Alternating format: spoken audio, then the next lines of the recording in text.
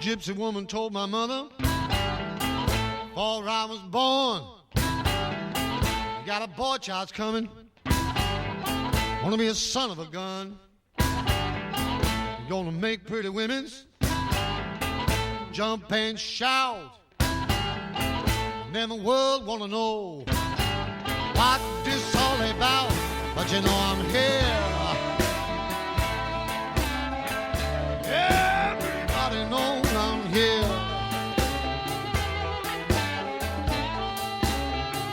When I'm the hoochie coochie man, everybody knows I'm here.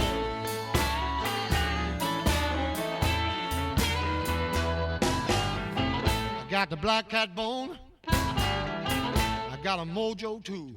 I got the John the Conqueror. Gonna mess with you. I'm gonna make you girls leave me by my hand, and then the world will know the hoochie coochie man. But you know I'm here. Everybody knows I'm here.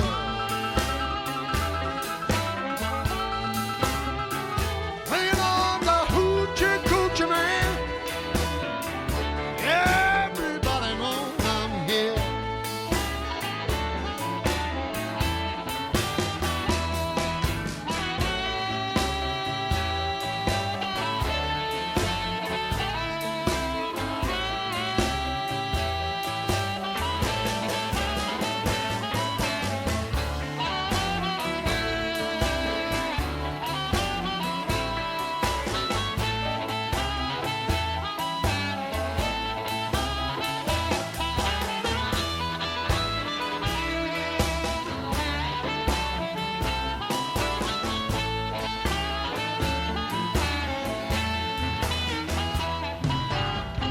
On the seventh hour, on the seventh day, on the seventh month, the seven doctors say he was born for good luck, that you'll see. I got $700, don't you mess with me, 'cause you know I'm here.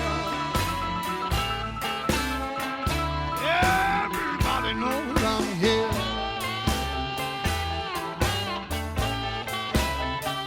When I'm the hoochie coochie man, everybody knows I'm here.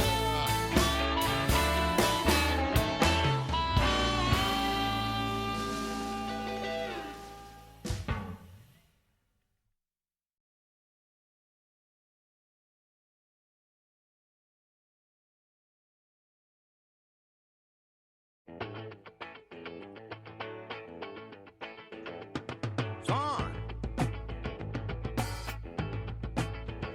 Well, now me and Homer Jones and Big John Talley had a big crap game going back in the alley. And I kept rolling them seven and winning all them pots. My luck was so good I could do no wrong. I just kept on rolling and controlling them bones. Finally they just threw up their hand and said, when you hot, you hot. I said, yeah. When you're hot, you're hot. And when you're not, you're not. Put all the money in and let it roll again. When you're hot, you're hot. La la la la la. La la la la la. La la la la la. When you're hot, you're hot. Well, now every time I roll them dice, I'd win. And I was just getting ready to roll them again when I heard something behind me. I turned around and there was a big old car. He said, hello, boy. Then he gave us a grin and said, look like I'm going to have to haul y'all in and keep all that money for evidence. I said, well, son, when you hot, you hot. He said, yeah, when you're hot, you're hot. When you're not, you're not. You can explain it all down at City Hall. I said, yeah, when you're hot, you're hot. La la la la la la. La la la la la. La la la la la. When you're hot, you're hot. Well, when he took us into court, I couldn't believe my eyes. The judge was a fishing buddy that I recognized. I said, hey, Judge, old buddy, old pal, I'll pay you that $100 a year if you get me out of this spot.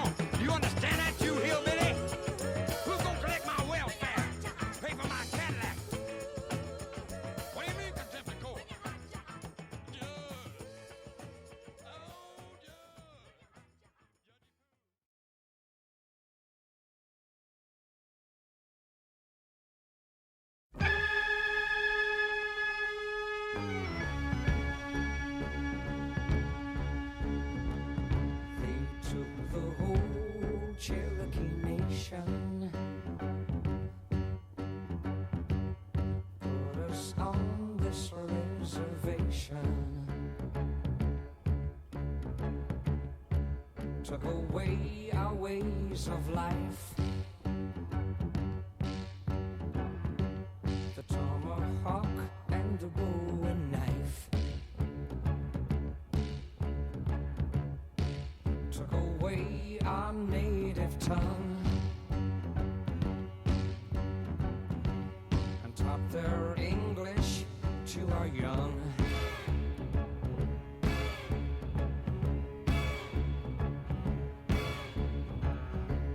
And all the beads we made by hand are nowadays made in Japan.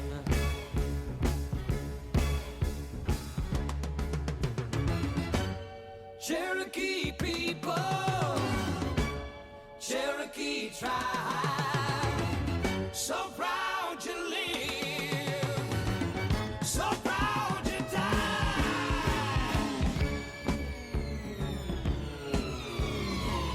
They took the whole Indian nation,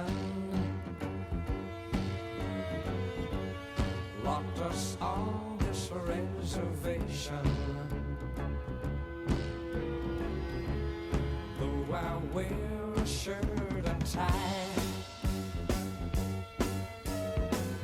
I'm still part red man deep inside.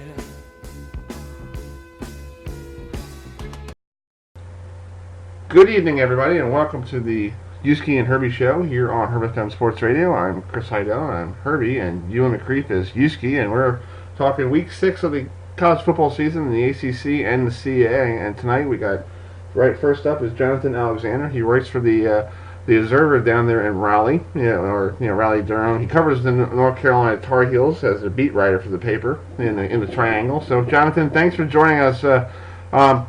Last week with the Clemson in town, just talk about that whole. What's the feeling like after that botched 2-point conversion? You said what's the feeling like? Yeah, the feeling like around the whole Chapel Hill and all around. Yeah, a lot of people, were happy about the 2-point conversion and happy that North Carolina went for it. They thought it was the right move. If you're North Carolina, you're the underdog, you're the team with less talent. You have to go for it in that situation. I get a sense that fans kind of thought that they should have went with a different play call, and Matt Brown says, like he said, he joked with us on Monday that his grandson called him and said, "Pop, what's up with the play?" And he said he wish he would have did a different play to win that game. But regardless, North Carolina lost 21-20, and they're taking the positive out of that, and it kind of showed them what they can be. They went up against the number 1 team and almost took them out.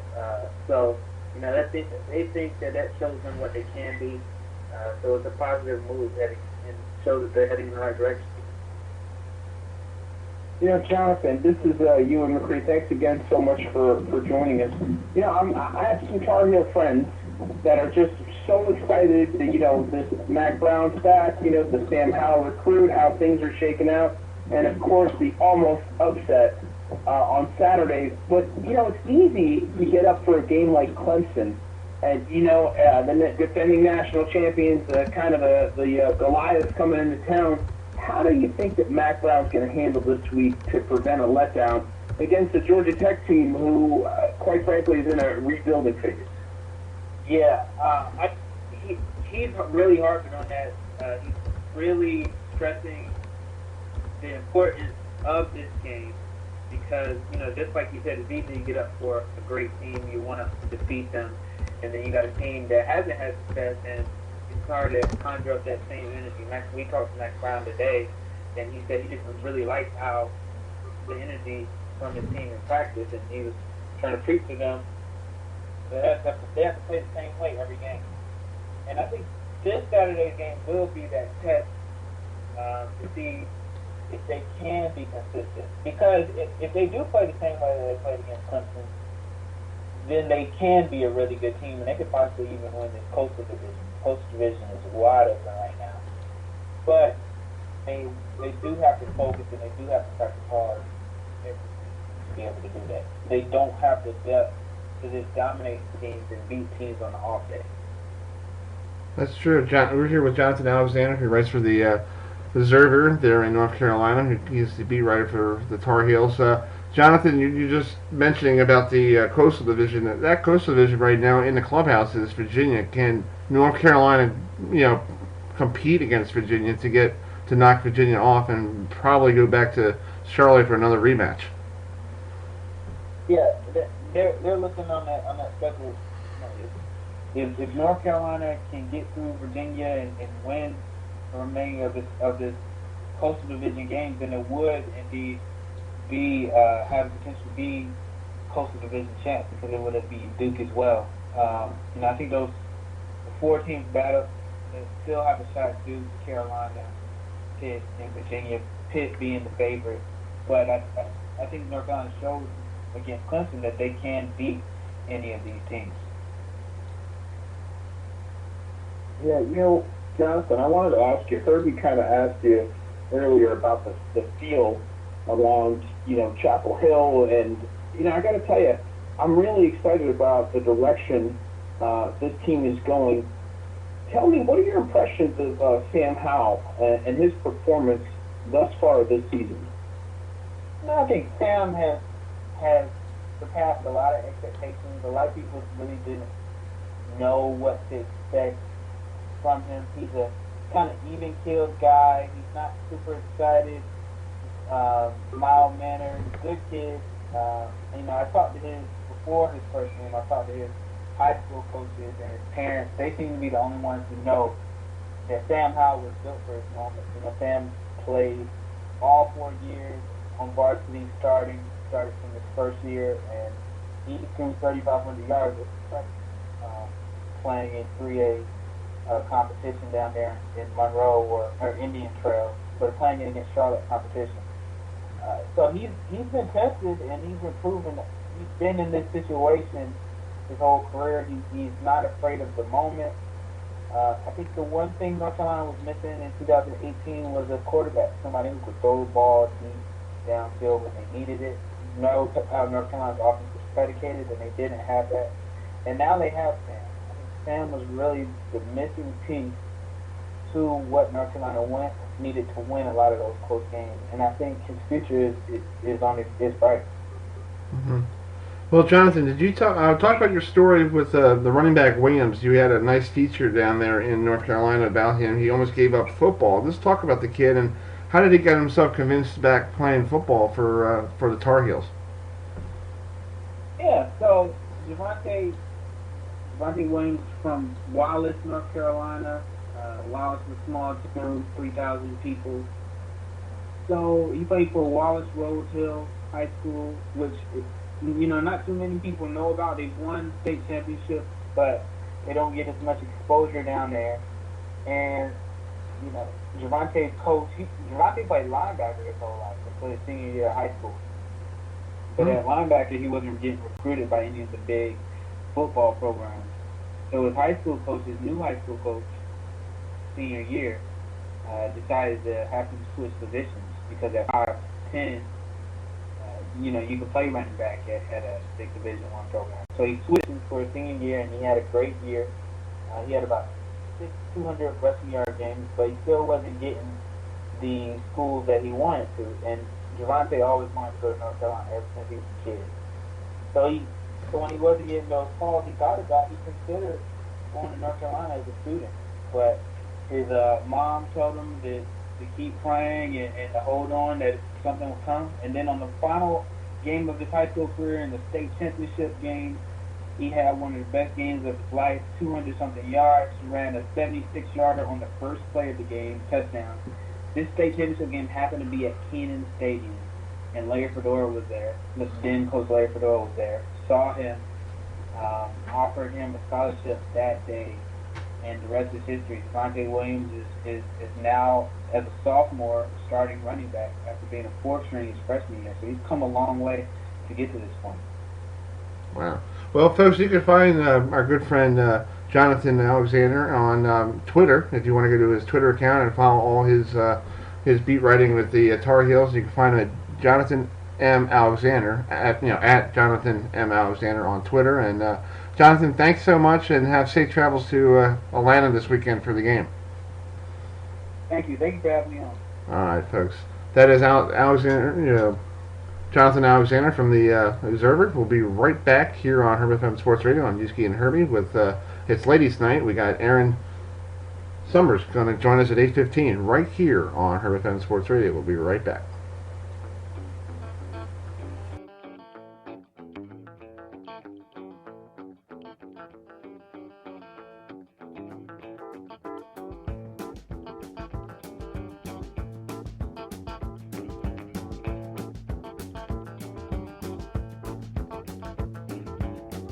Nothing that is wrong in wanting you to stay here with me.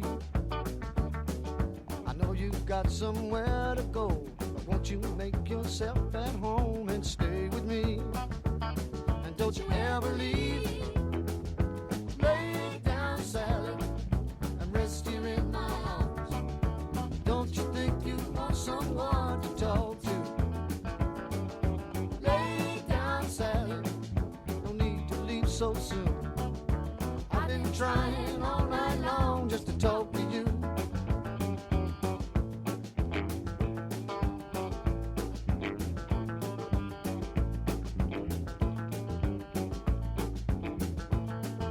Sun ain't nearly on the rise.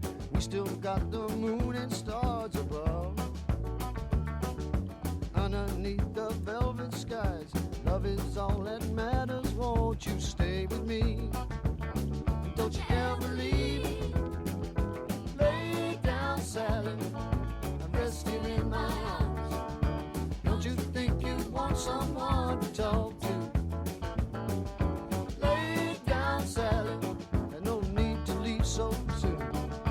I've been trying all night long just to talk to you.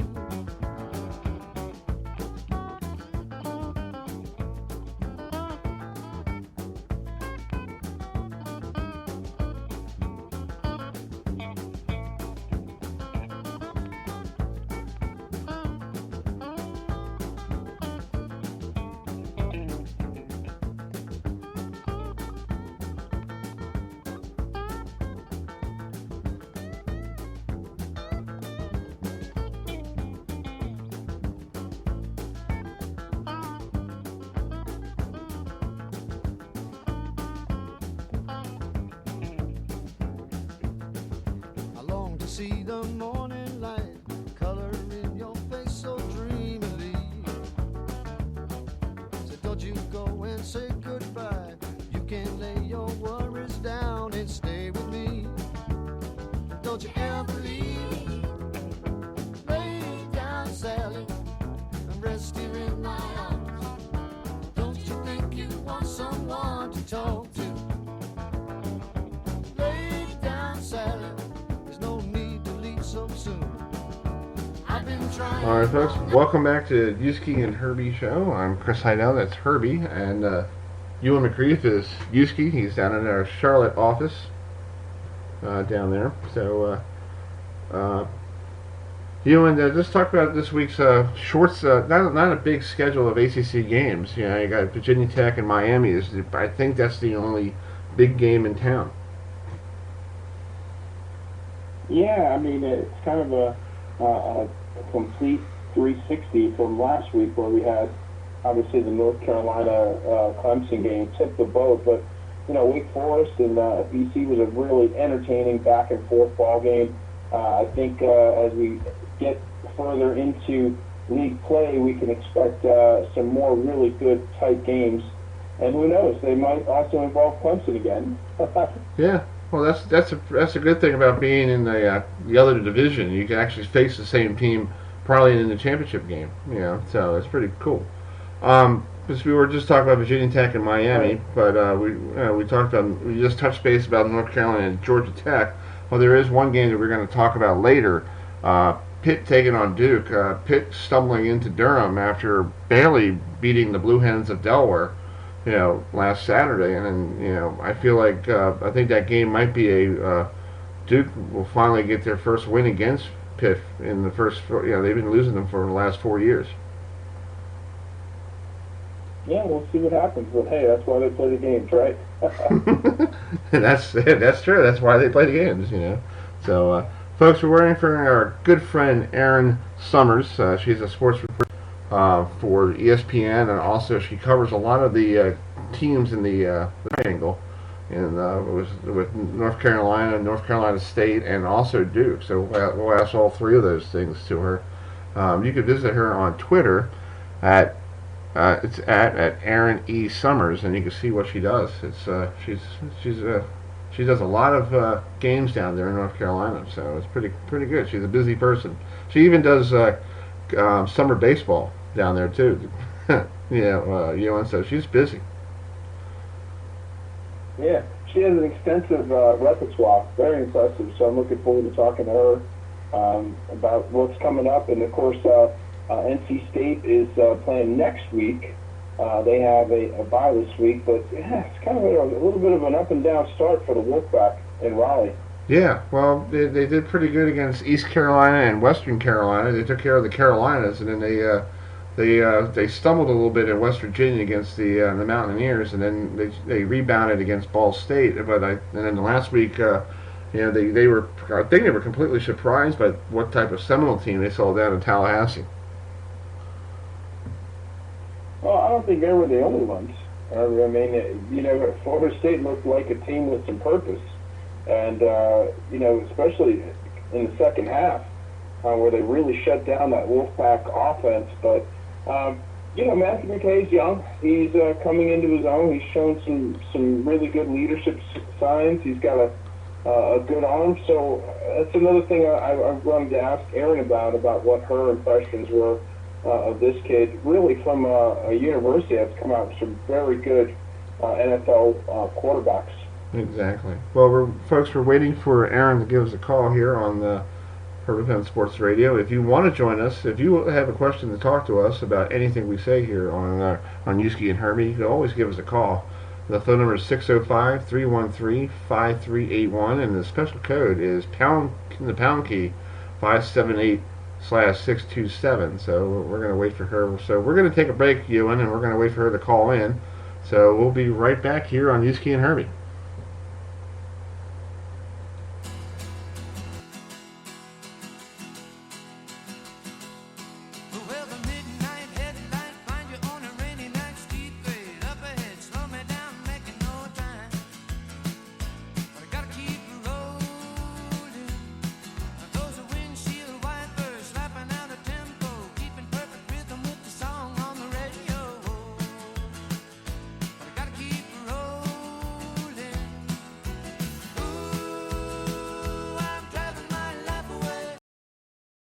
All right, folks, welcome back to Uski and Herbie, and we do have our lady of the hour here on the 8 o'clock hour, Erin Summers, who does a fantastic job down there in the Triangle there in North Carolina. So, Erin, thanks for joining us. Just talk about. I know you cover North Carolina State, and Duke, but we're going to talk NC State real quick. What are they working on this week during their bye week? Because last week they completely got basically manhandled by a very good Florida State squad. Yeah, it's been tough here in the Triangle. A lot of the NC State fans have been wanting to see a new quarterback, somebody else behind center, and saw a lot of reasons why when they played Florida State. It's been hard with Matthew McKay. Dave Dorn named him the guy heading into the season, but he did wait a very long time. It was just right before the first game, really, that he made that official announcement that it would be him. And the other guys had a lot of time taking reps with the first team during practice, during the preseason, and they decided that McKay would be the one that would give them the best opportunity to succeed. Hasn't gone that way, especially he struggled at Florida State. Wasn't able to really move the ball offensively at all, so they decided to put Galen Hockman in. So I think a lot of this 5 week is going to be on who they're going to go with going forward. it's tough when you give somebody McKay the reins to start the season, and then you kind of have to backtrack and then try to put maybe Hockman in there and see if he was the right guy to begin with. Mm-hmm. That's true. Yeah. I obviously you know all about ACC football, so I want to get your take. Obviously, the Tar Heels, when it's just an incredible game. I love Mac Brown's decision, but I have a lot of people coming up to me saying, "Hey, listen, you know what? North Carolina, they exposed a little bit of Clemson's weaknesses," and I'm like, "Wow, Clemson, they did have some self-inflicted wounds. Do you think that this is going to kind of wake Clemson up, and you think that they'll be challenged again, or do you think this is kind of like a blueprint? You can't ever predict turnovers or penalties, but sloppy play, and it just didn't seem like Clemson was into it.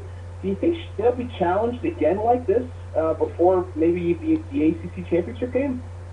Hey, these two teams do it all the time where they play to the level of their opponent or how they think that their opponent is going to play. UNC has been going through a stretch where they weren't playing the best. They had a tough game against Wake Forest and App State, and maybe Clemson went in a little too overconfident, thinking that it was going to be kind of an easy win for them, and they weren't as focused. They didn't execute as well. They did make a lot of mistakes. So, yes, UNC had a great game plan going into it, but a lot of things really fell in their favor as far as Clemson goes. I'm pretty sure Dabo Swinney is not going to let that happen again. Peppers are still in conference play now, so they really have to make sure that after how close that game was against Carolina, they come and they bring it every single week now going forward, because a lot of people have been saying maybe Clemson shouldn't be number one. Maybe you should start fixing some things up because Carolina did play them so well. Yeah. Well, you also speaking of mixing things up, I wanted to also ask you. Sorry, Herbie. You mentioned Matthew McKay and his play. Where does it sit right now? You have a couple of other prospects who, quite frankly, may be named the starter this week. But is it hard for these young players to kind of be in a little bit of limbo? And who's taking the first practice reps with the first team? Well, right now they haven't really had a lot of availability with the bye week. They're taking this time to go through their options. I think that it's tough for the quarterback for sure, but I think what it's even harder on is the rest of the team, especially the offense, because they really want to know that they have somebody that's going to do a good job, that's going to lead the team. I mean, your quarterback is kind of your head coach of your offensive side of the ball. Stuff goes well or kind of falls apart, and they're the only person that has their hand on the ball every time, every play. So it's kind of their responsibility to make sure things go well, and the team needs to have confidence in who that person is.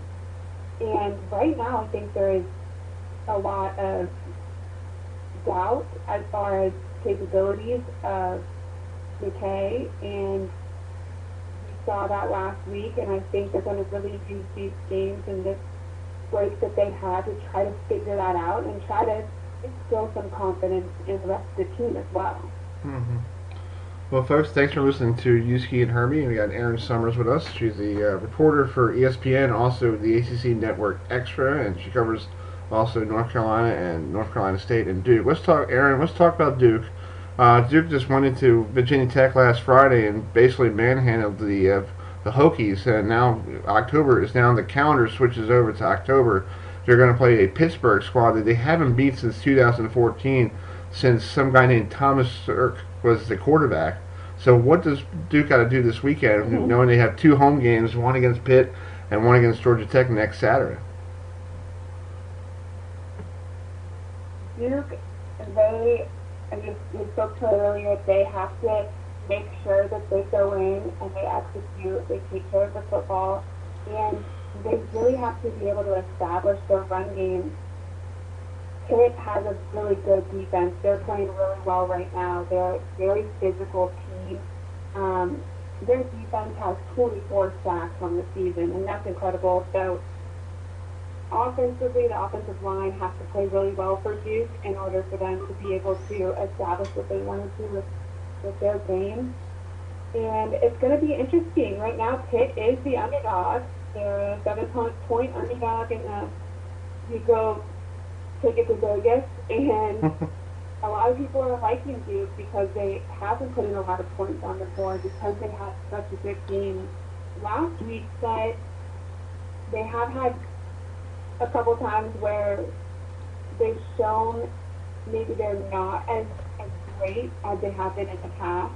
Their quarterback, Quentin Harris, he's a redshirt senior, so he doesn't have the most experience. It's his first year starting in the quarterback position. So they just really need to make sure that they hit their assignments, they take care of the football, and they establish their run game as well. Exactly. Well, Erin, thank you so much for joining us tonight. You could actually visit Erin on Twitter anytime you want to see what she does. You know, she is a busy lady. You can see all the cool things she does. She does high school football. She does. You did summer baseball as well, right? Yeah, I have an old take. I'm new with the season.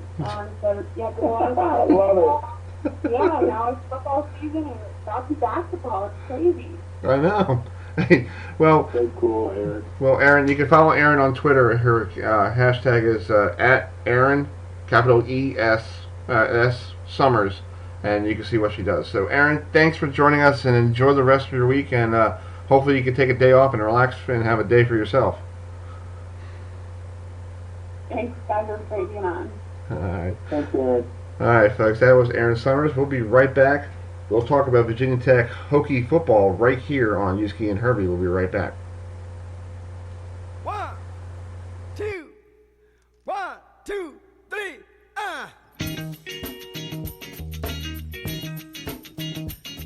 Hot pants. Hey, hot pants. Look, hot pants. Smoking that hot pants. That's where it's at. That's where it's at. Check your fine stuff on. It looks much better time. My feet will keep going. Girl, you're blowing my mind. Thinking of losing that funky feeling, don't. Cause you got to use what you got to get just what you want. Hey, hot pants. Hey, hot pants. Smoking. Hot pants make you sure of yourself. Good God, you walk right. You got the only love left. Hey, so brother, if you're thinking of losing that feeling, then don't. Cause a woman got to use what she got to get just what she wants. Hey, hey, hot pants. Now look, hot pants won't make you dance, but as slick as you are, you make the pants. Hey, bro, do you like it? The girl on there with funky pants on, she can do the ticking all night long. The girl on there with the hot pants on, she can do the funky Broadway all night long. The girl on there with the hot pants on, filthy Mac dance all night long. Get down. The one over there with the belly dress. I ain't got time. I still dig that dress. Get down. But I like hot pants. Hey, I like hot pants.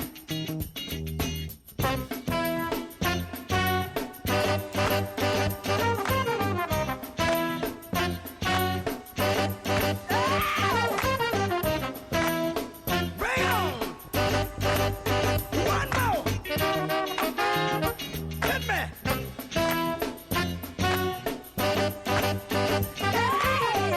Hey.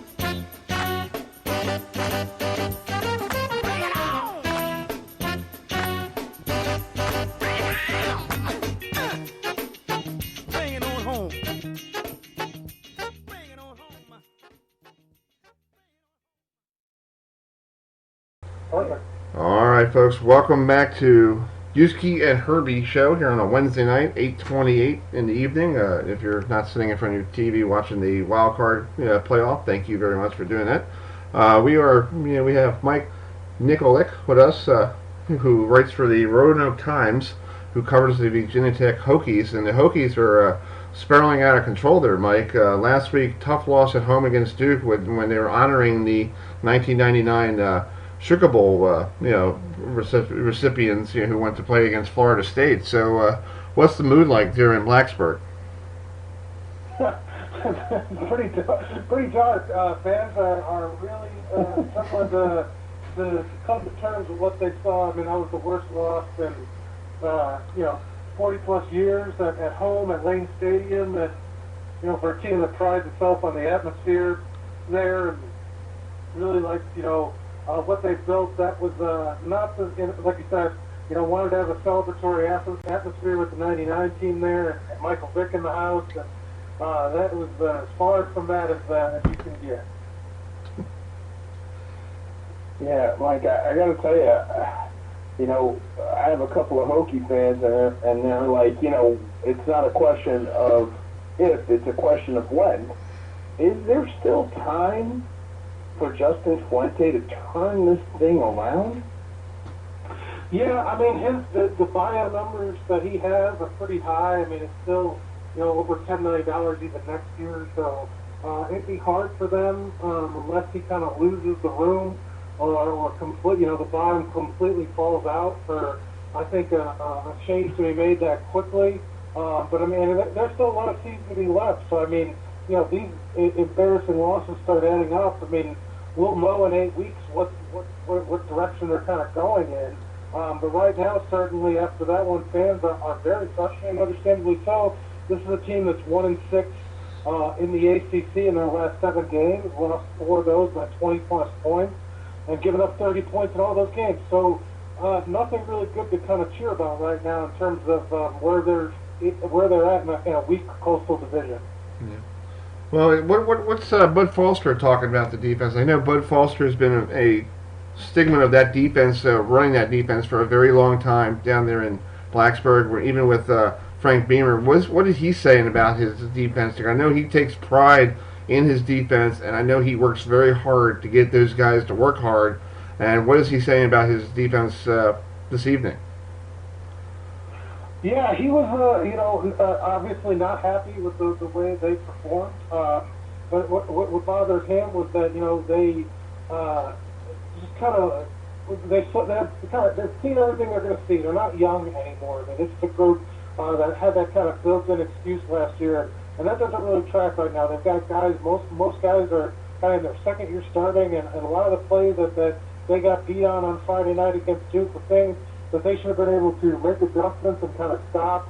He said, there was one maybe bad play call in there that he wished he could have had back, but the rest of it are things that defense should have picked up on, that they just failed to make the right, plays, and that comes down to getting in the right position, having your head up, and things like that. He was very frustrated.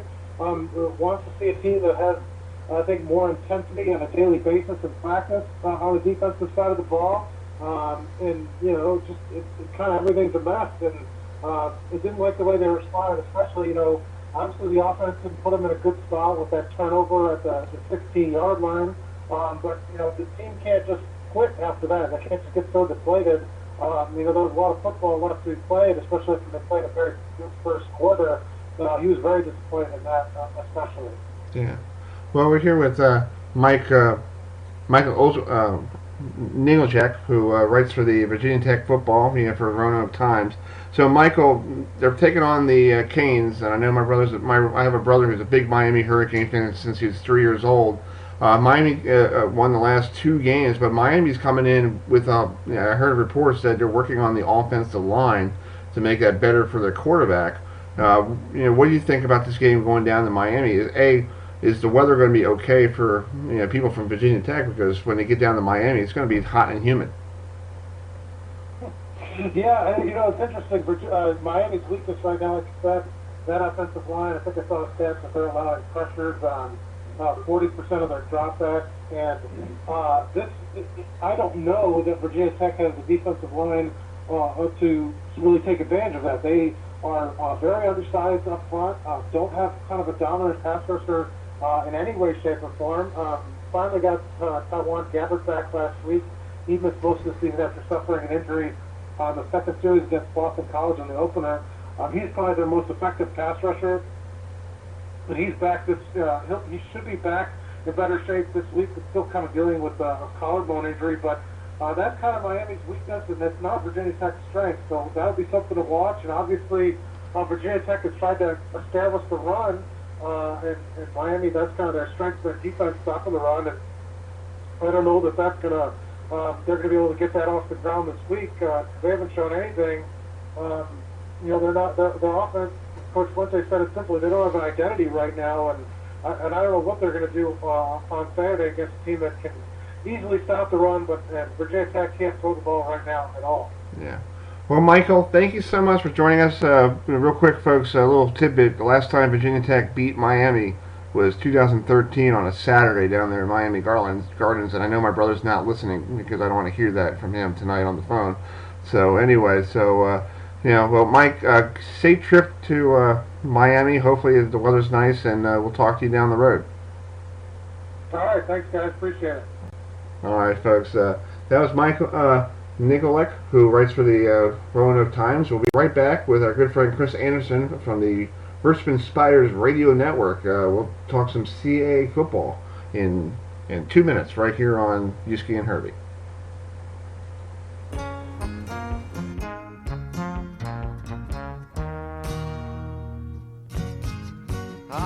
Crackling Rosie, get on board. We gonna ride till there ain't no more to go. Taking it slow. And Lord, don't you know, I'll have me a time with a poor man's lady, hitching on a twilight train. Ain't nothing here that I care to take along. Maybe a song sing when I want. Don't need to say please to no man for a happy tune. Oh, I love my Rosie child. You got the way to make me happy. You and me, we go in style. Crackling Rose, you're a store-bought woman, but you make me sing like a guitar humming. So hang on to me, girl, our song keeps running on. Play it now, play it now, play it now, my baby. Crackling Rose and make me smile. Girl, if it lasts for an hour, well, that's alright, 'cause we got all night to set the world right. Find us a dream that don't ask no questions, yeah. Oh, I love my Rosie child. You got the way to make me happy. You and me, we go in style. Crackling Rose, you're a store-bought woman, but you make me sing like a guitar humming. So hang on to me, girl. All right, folks, welcome back to Uski and Herbie. This is Herbie, Chris Heidel. I'm Herbie. You just heard some classic Neil Diamond here on the station. We always play Neil. We got Chris Anderson, who's it's a little Neil Diamond. I have to. My mother got me raised on that stuff, so it's always good. So anyway, we're here with our good friend Chris Anderson, part of the Spider Sports Radio Network. Him and what's his name, Bob Black, and Bob Black's you guys are going to do TV this week, so that's good. Wow, you're doing TV. I got to watch you on TV on Saturday. TV, yeah, we got TV. Yeah. We've been doing TV for all the home games, so awesome.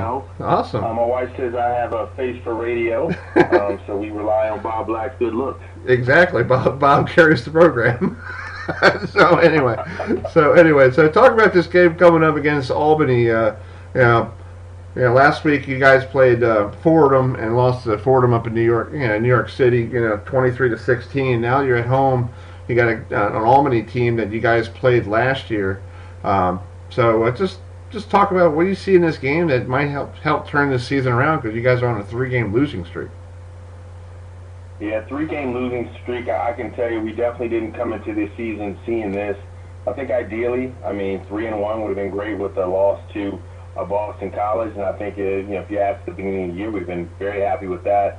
And I think if you would have said 2-2, maybe with the loss to Elon, you say, hey, and we competed well. You say, hey, we could live with that. I don't think anybody saw the 1-3 coming into this situation. So, I think this game is a couple of things, man. Consistency and identity.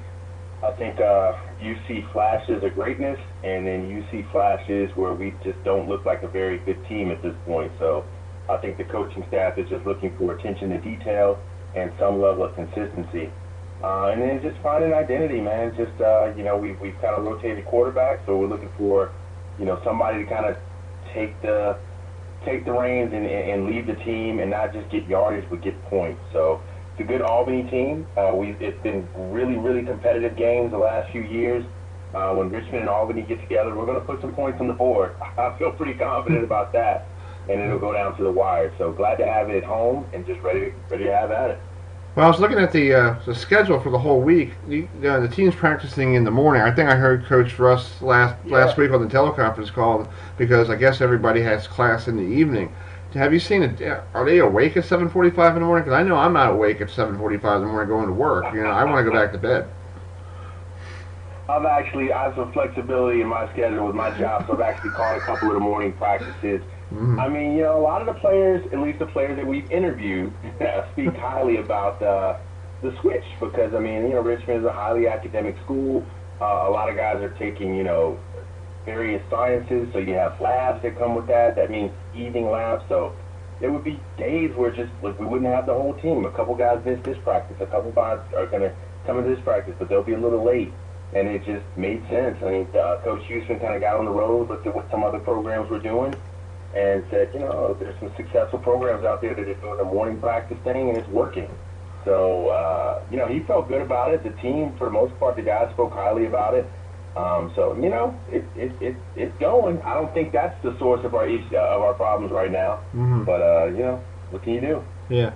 Is it one of the keys for you guys to beat Albany this week was control that ground game and that clock? Because I know I was just reading some notes. In the loss to Boston College, and I saw them a couple weeks ago up at Rutgers.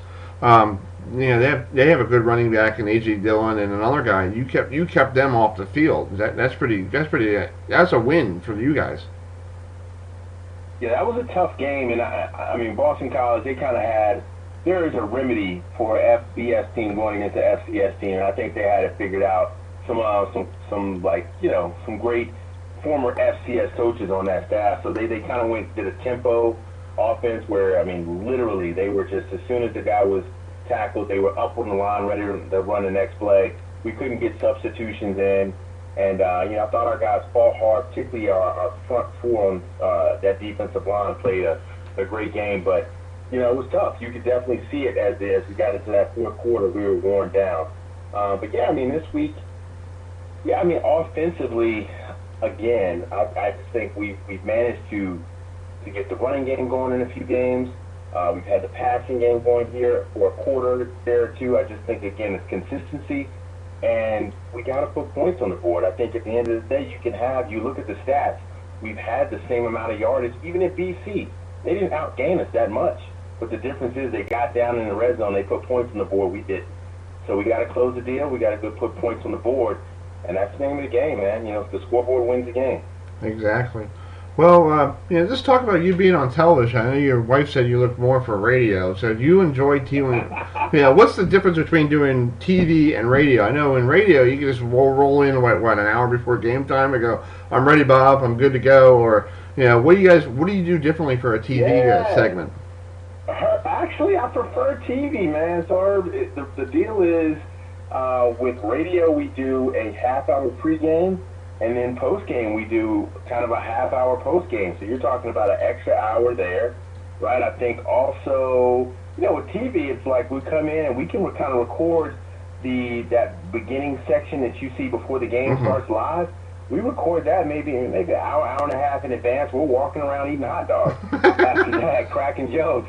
You know what I mean? And then afterwards, it's TV. So the game goes off. We do a quick synopsis, show a couple highlights, and we're off. So it's less time. And then the other thing is, with TV, there's a lot of people involved.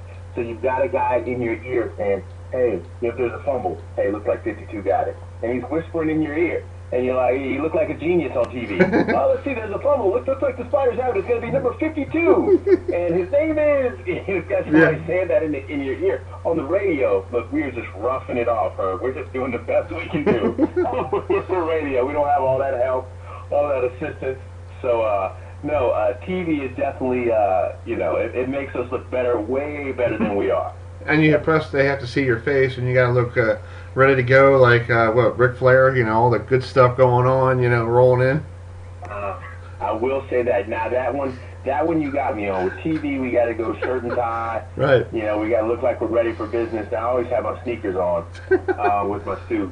Whereas you're right, radio, we really, if we want to look professional, we can go with the polo shirt. But honestly, if we rolled in with sweats and a D-shirt, who would know, right? We're on the radio. Yeah. Well, real quick before I let you go, I saw Phil Simms a couple of years ago up in Pittsburgh with the Jet game, and he's wearing a shirt and tie, and he's wearing blue jeans. So my brother was helping me out that day, and he looks at me and goes, "Is it okay to wear blue jeans on TV?" I'm like, "Dude, they don't shoot you down on the waist; they shoot you up." So basically, you could wear a shirt and tie and look like you're all dressed up, but you're really wearing blue jeans. Yeah, like, come on. Yeah. Like a mullet, man. It's like a mullet. You know what I mean? Business in the front, party in the back. That's the way we are on TV. Business up top, party down low, baby. Exactly. We can go jeans, we can go sweats, we can do whatever down low. Just make sure at the top we look, we look professional, we look spiffy, we look like we know what we're doing. Exactly. And they're TV in a nutshell. Exactly. Well, Chris, you can watch Chris and Bob on Saturday on NBC Sports Washington Plus, and also on Flow Sports as well. And then if they're on the road, you can listen to them on Spider Sports Radio Network, or they're on the TuneIn app. Or you go to richmondspiders.com and you can listen to them when they're on the road. So Chris, thanks for joining us, and I hope to talk to you a little more throughout the month of October into November. Hey, I definitely appreciate you. I always got time for you. Go Spiders. All right, folks. We'll be right back. We're going to talk the other side of the football. The beat writer for Albany, Michael Kelly, will join us in 2 seconds right here on Uski and Herbie. We'll be right back.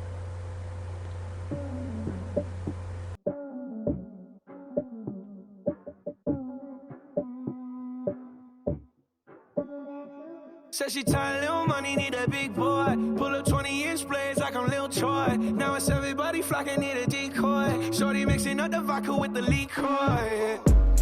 G-Wagon, G-Wagon, G-Wagon, G-Wagon. All the housewives pulling up. I got a lot of toys. 720S pumping Fallout Boy. You was talking shit in the beginning. Back when I was feeling unforgiving.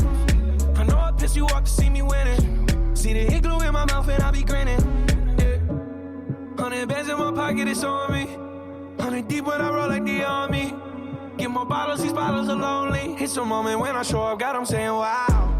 100 bands in my pocket, it's on me. Yeah, your grandma will probably know me. Get more bottles, these bottles are lonely. It's a moment when I show up, God, I'm saying wow.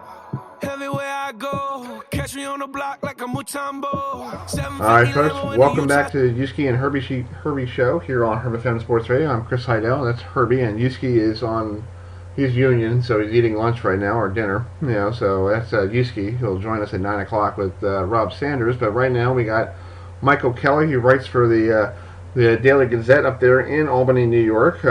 Albany taking the long bus trip down to Richmond this weekend to take on the Richmond Spiders. So this is part of a 2-game road trip for Albany. Next week they're going to be in Towson here if you want to go see them at 4 o'clock at Johnny United Stadium. So Mike, just talk about last week's big win against William & Mary, first conference win of the year. Can they take that win and get something going? Yeah, I mean, that's kind of the big thing for this week with them. Because obviously this year they're 3-2, Albany is. They've won all their games at home. They've lost all their games on the road. And Richmond traditionally has been a stumbling block for them.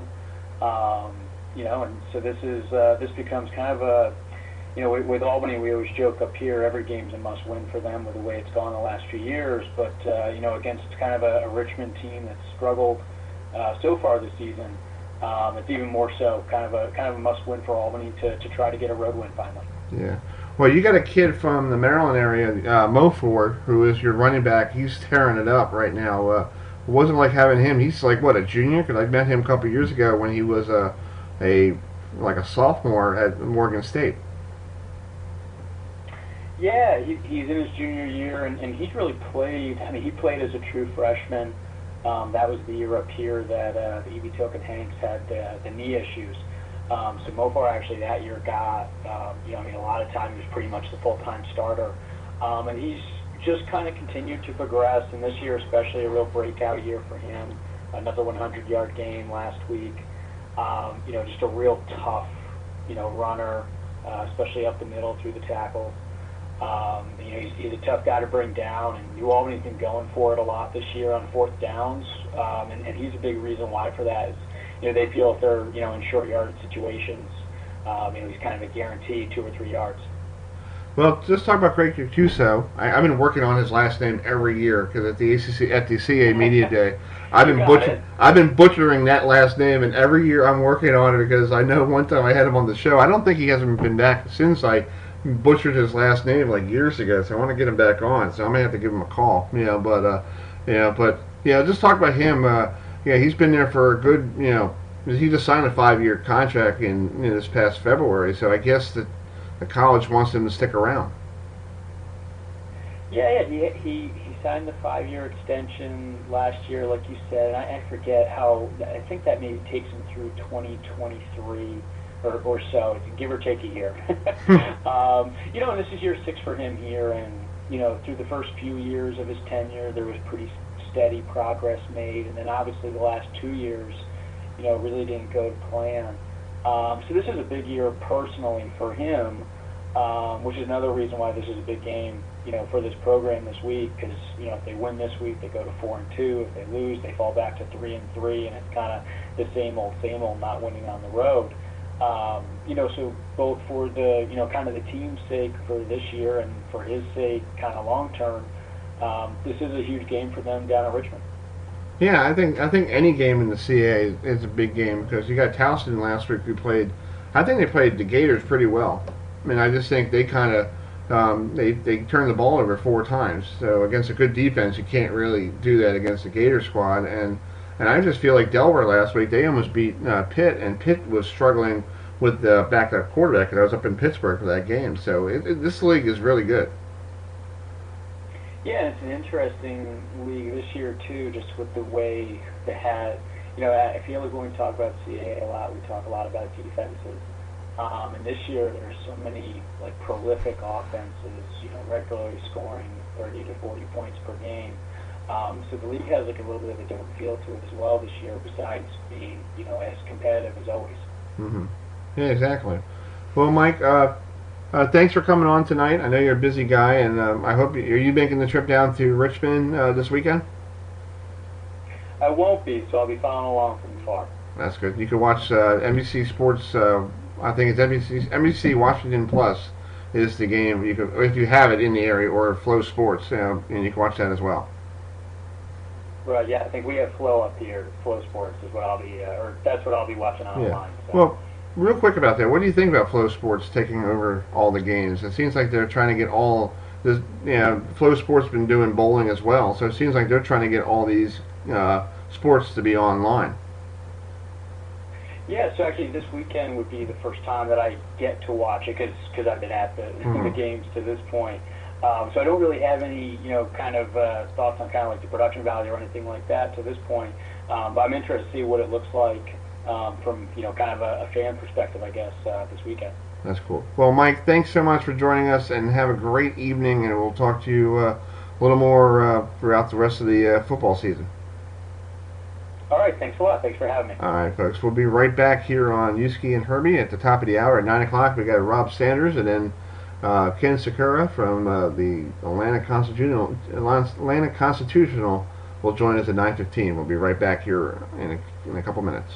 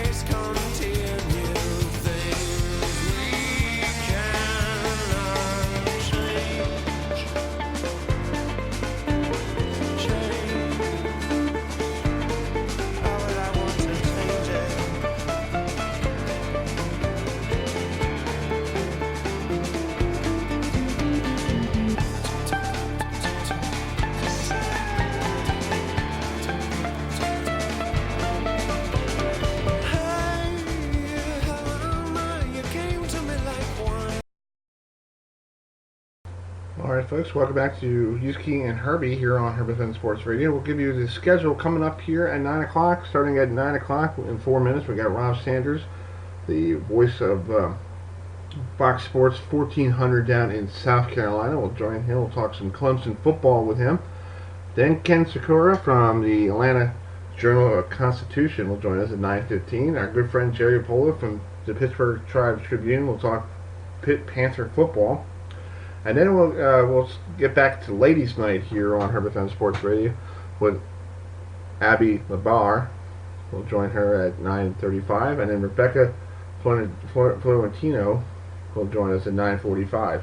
Folks, if you want to join us, you can give us a call anytime here on HerbFM Sports Radio for Uski and Herbie.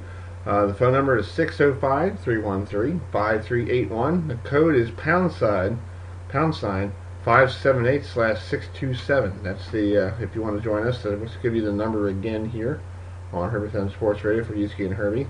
It's 605-313-5381.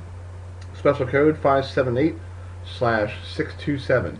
Next week here on Uski and Herbie, we'll be back at 8 o'clock on Wednesday night. October 9th, we'll have some great interviews coming up. Next week, we'll have Jim Fleming, the coach of Rhode Island. We'll talk to him about his trip to Blacksburg next week, taking on Virginia Tech. And then also we'll get ourselves in a little more in depth with Georgia Tech taking on Duke next Saturday, 12:30, on many of those stations down there in Durham, North Carolina. And then we'll talk, we'll get back into some Clemson football, some Florida State taking on Clemson next week. A big game down there in Death Valley between the Seminoles and Tigers. So hopefully we'll get through that as well. So we're going to take a break here. We'll come back with our good friend Rob Sanders, and also Ewan McCreef. Yuski will join us at 9 o'clock as well.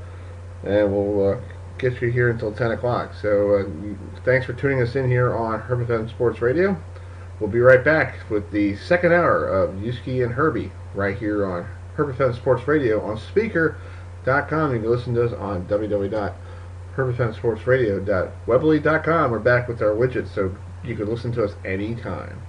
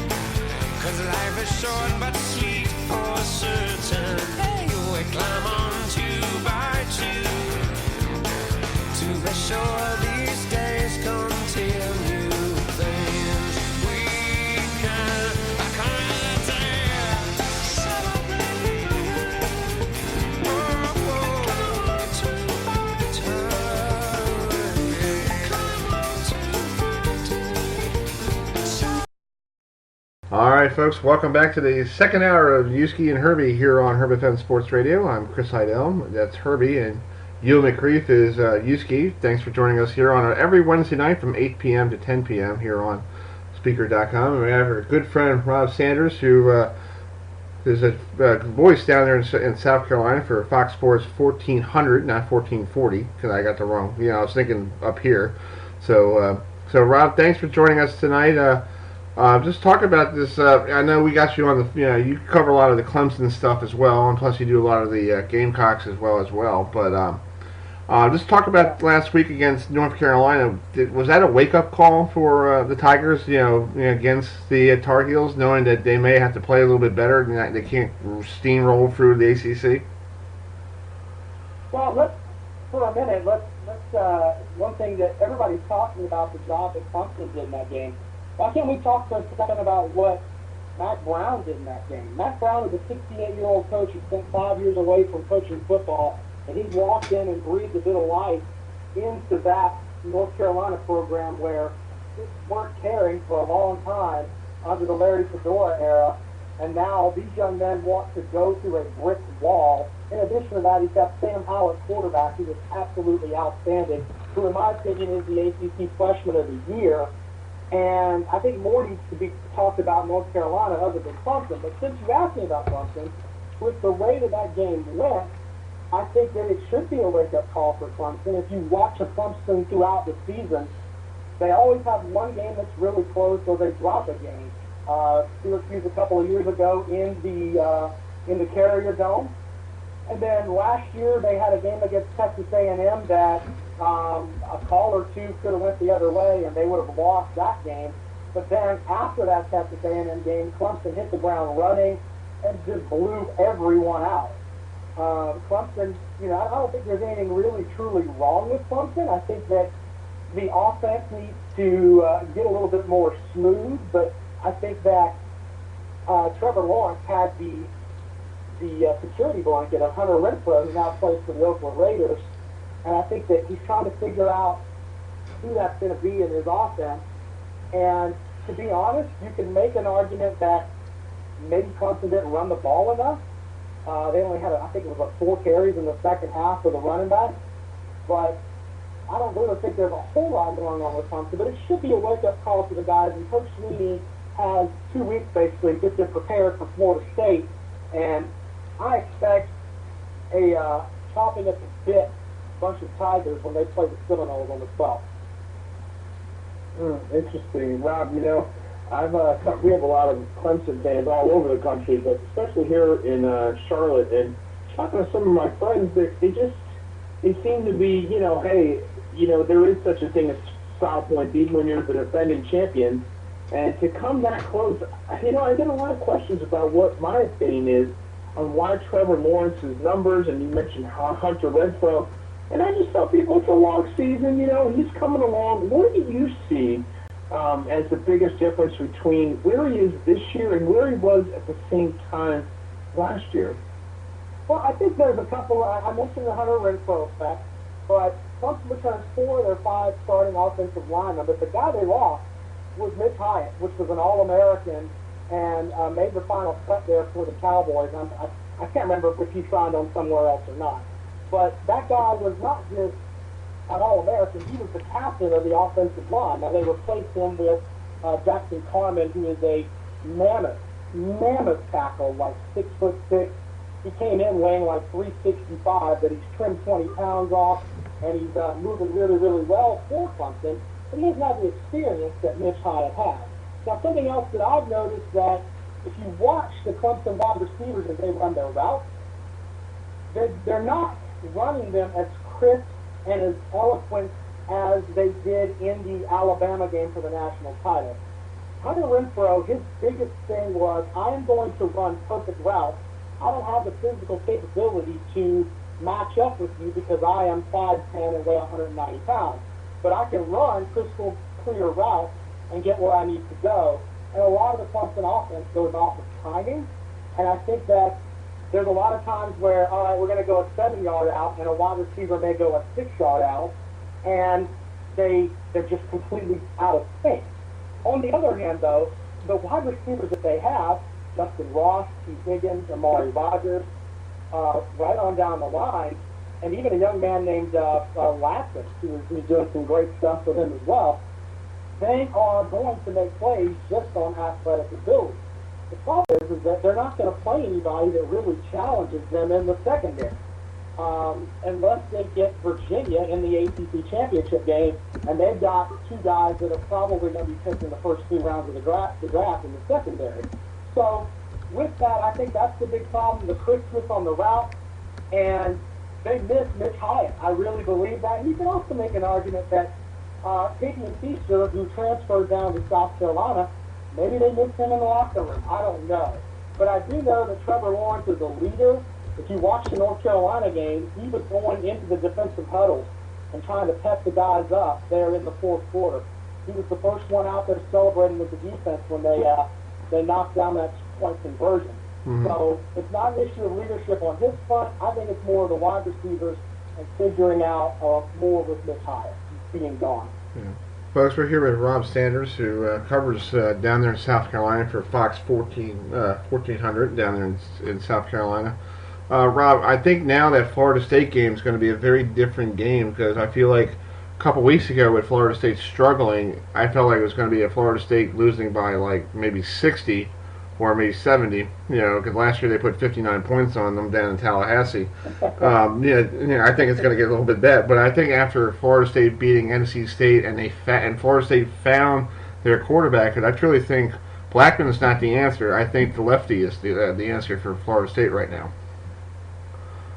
I agree with you, and first of all, if you are a Clemson fan and you go into a Florida State game thinking that it's just going to be a complete pushover, even if you beat them senseless last year, then you haven't watched a lot of football. You got to up your DirecTV package and get some games where you can watch on your iPad a little bit later on. Florida State always has great athletes, regardless.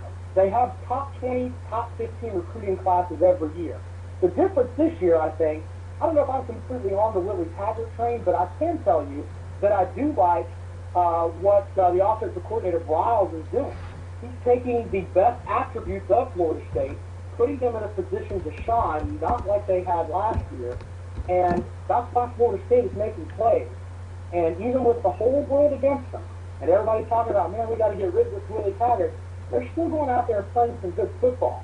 If Clemson doesn't have their stuff together on the 12th, if they play like they play against North Carolina on the 12th, Florida State can and will beat them in Death Valley, which they haven't lost a game at Death Valley in almost 3 years.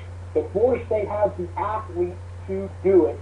They're the only team left on the schedule that has the athletes to do it. As far as coaching, I don't know if they have that yet, but as far as going toe-to-toe with the Tigers, man-on-man, speed-on-speed, muscle-on-muscle, they're the only team left that Clemson faces that has the potential to match up. Yeah, and I feel like, and Rob, I know I've been, you and I, I jump on your show once in a while, but I'm the Florida State guy, but I feel like this game is not going to give nobody's going to give Florida State any chance at all. It's going to be, I think if you're a betting man, I think you're going to see the line's going to be like, 30 points for the opening line for, Clemson and Florida State. I think it'll be in the 17-point range, but I go back to nobody gave North Carolina a chance. Right. They were 28.5-point favorites. The last couple of games that Clemson lost, other than Alabama, Clemson was favored by 21 when they lost at Syracuse. Mm-hmm. You can look at the Pittsburgh game, the last home game that they lost. They were 19-point favorites in that game, and they lost. And in that game, Deshaun Watson put up, he threw for over 500 yards, and they still lost. So the reality is that if Clemson doesn't put it together, Florida State could come in there and they could take down the Tigers. Exactly. Well, Rob, you can follow Rob Sanders on Rob So Good on Twitter. You can see what he does. His show is your show is The Rundown with Rob. Is it, what time is it on? Like 3 to 6? Actually, I'm on 3 to 4 weekdays. Okay. On Fox Sports Radio 1400. I also do a podcast called The Rob and Conrad Show. We go live tonight on Facebook at 10:30, and we record that up. If you can subscribe on iTunes or however you want to do it. Basically, it's me and a former fifth-string quarterback for the South Carolina Gamecocks. We're railing each other back and forth on whether the ACC is better than the SEC. And we also, of course, you can follow me on Twitter. I'm at Rob Sounds Good. Yeah. Well, I feel like I was, real quick, Rob, I was listening to Paul Feinbaum this morning, and he thinks, the ACC is the sixth worst conference, not the best conference this year. And I'm like, whatever, Paul. You're in the ACC. You're in the SEC. Okay, Paul. Well, look, when you see Paul Feinbaum, have you seen Lord of the Rings? Yeah. The movie The Lord of the Rings. Paul Feinbaum is Smeagol from The Lord of the Rings. And the ring is Nick Saban. And he walks around screaming all the time, Nick Saban, my precious, I love you so much. Oh my God. That is what, if you look at Paul Feinbaum, I'm serious, right now, all the listeners of HerbFM, take out your little Google machine, type in Smeagol or Lord of the Rings, the grimy character from The Lord of the Rings. If you haven't watched it, the guy that runs around saying, my precious, is Paul Feinbaum. He got out of the movie business, and he stopped looking for the ring. He found his new ring, and that is Nick Saban, and that's what he does. Oh, boy. If you also want some more comedy, go and Google Paul Feinbaum post-Clemson last year, when Clemson beat the snot out of Alabama by 28 points, and he had to look stupid because he said Alabama was going to win by 3 touchdowns in the pregame. In the postgame, he didn't know how to act. He looked like somebody shot his dog, kicked his mom in the face, and then yelled at his back. That's what he looked like. Wow. So don't tell me the Paul Feinbaum stuff. I've sent out stuff to Paul Feinbaum to debate me on my show, but he doesn't want to do that because he'll lose his job at ESPN, and they'll give it to the chunky guy in Columbia, South Carolina, who actually knows a little bit about football. Yeah. And we got to give a shout out to. All right, Rob. We got to give a shout out real quick to Wes Durham. He's a good friend of ours, so he does a good job too. So Wes Durham does a great job on the ACC network. So he's a good friend of ours. Wes Durham does a wonderful job. Yes. Wes Durham knows his football. Go and check him out. Oh yeah, he did. Don't waste your time with Feinbaum. Yeah, I'll tell you when what Wes emailed me this week about something I was telling him about. So, all right, Rob. Have a great rest of your evening. Enjoy with your podcast, and I'll talk to you. We'll talk to each other next week.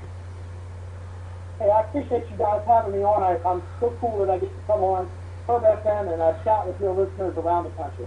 Oh, well, we appreciate having you on. So. Thanks, guys. All right, we'll be right back with Ken Sakura from the Atlantic Journal-Constitution, Georgia Tech football, right here on Uski and Herbie.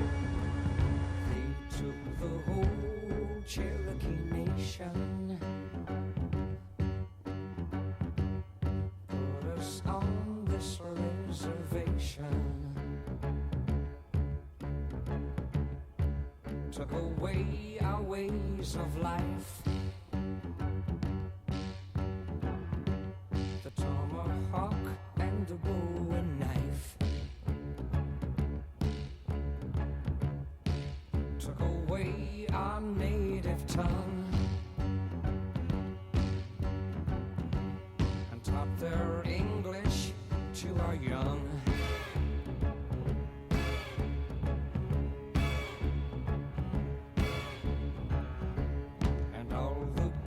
We made by hand are nowadays made in Japan.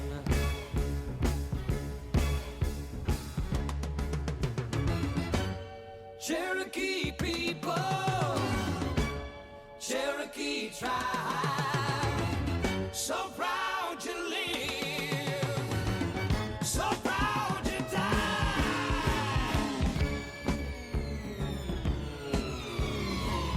They took the whole Indian nation, locked us on this reservation. Though I wear a shirt and tie, I'm still part red man deep inside.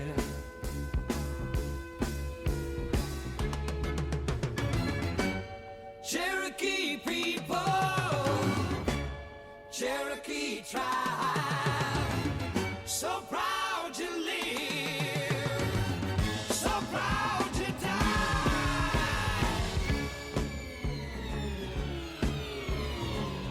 But maybe someday when they've learned, the Cherokee nation will return, will return, will return, will return, will return.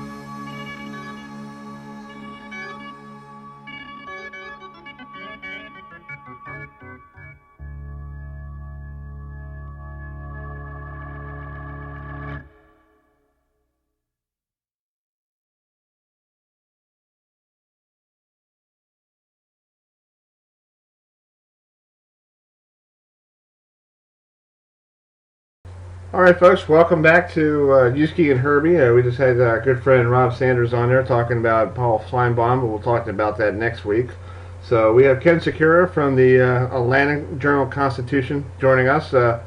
Georgia Tech home this week on the for a game that's live on the ACC network with our good friend Wes Durham, taking on North Carolina. So Ken, what's going on down there in Georgia Tech? The state of the program now 1-3 underneath Coach Collins. Well, it's interesting. I think everyone recognized that it was going to be tough. This new offense and offensive defensive lines that weren't terribly deep or experienced.